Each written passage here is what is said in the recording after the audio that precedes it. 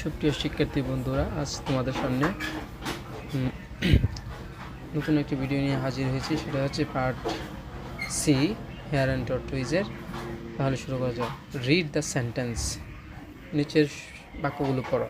Which animal each sentence about. নিচের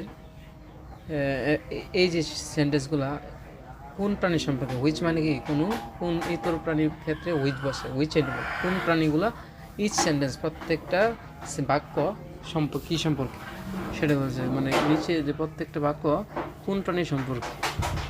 each মানে প্রত্যেক। Write T for টর্টয়েজ। টর্টয়েজের জন্য টি এবং খরগোশের জন্য হেয়ারের জন্য কি এইচ। খরগোশের জন্য এইচ ব্যবহার করে। তাহলে he is the fastest animal in the forest. দেখ, সবচেয়ে দ্রুতগতির প্রাণী কে? তোমাকে প্রশ্ন করলাম, তুমি উত্তর দিবা মনে মনে। সেটা হচ্ছে আমার সাথে সাথে বলবা কি হেয়ার। হেয়ার না তো হেয়ার হেয়ার গেল।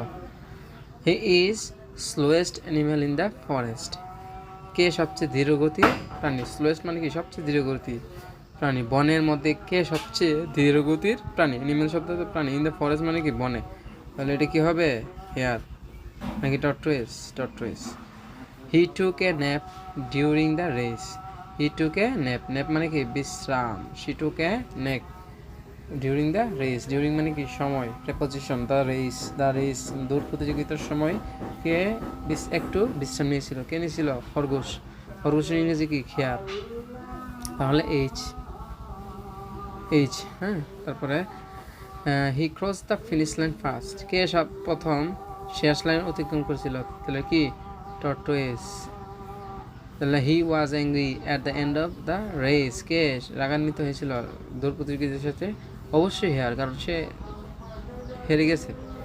তারপরে ফিল ইন দ্য ব্ল্যাঙ্কস। শূন্যস্থান পূরণ করো। ব্ল্যাঙ্ক মানে কি? খালি।